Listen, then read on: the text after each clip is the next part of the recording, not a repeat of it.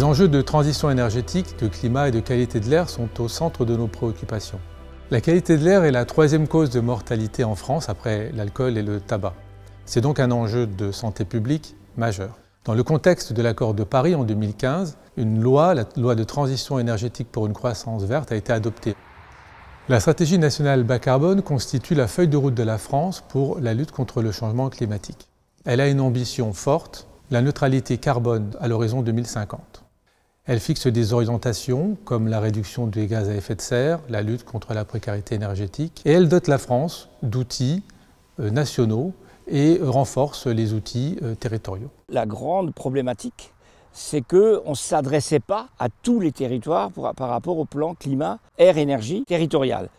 Donc qui s'appliquait uniquement pour les intercommunalités de plus de 20 000 habitants. Nous avons mis en place un plan global qui s'appelle le schéma régional d'aménagement, de développement durable et d'égalité des territoires.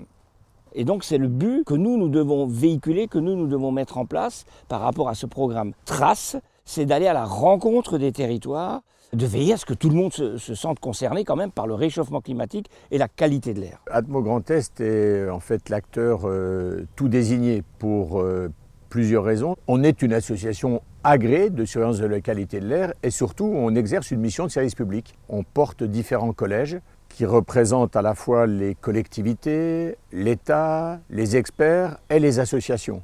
Et on a surtout une capacité en interne de mesure et d'expertise, d'analyse de l'ensemble des données concernant la qualité de l'air sur le territoire. On a par exemple des enjeux de pollution de l'air sur des parcours routiers et autoroutiers, mais on a également l'activité industrielle, l'agriculture qui est aussi un contributeur, et puis l'habitat résidentiel.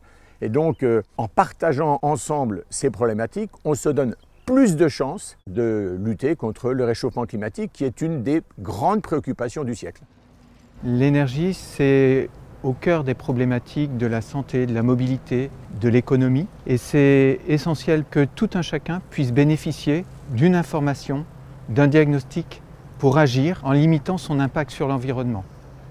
On apporte des formations générales, techniques, et enfin on apporte un ensemble de financement pour faire émerger et concrétiser les projets. L'important pour nous, c'est d'épauler en particulier celles qui n'ont pas les moyens suffisants pour comprendre, s'approprier simplement les enjeux du climat. Je pense qu'un PCAET est plus une chance qu'un devoir. Le projet TRACE est le projet fédérateur et il est surtout celui qui porte notre responsabilité collective. Notre défi, c'est de le gagner ensemble.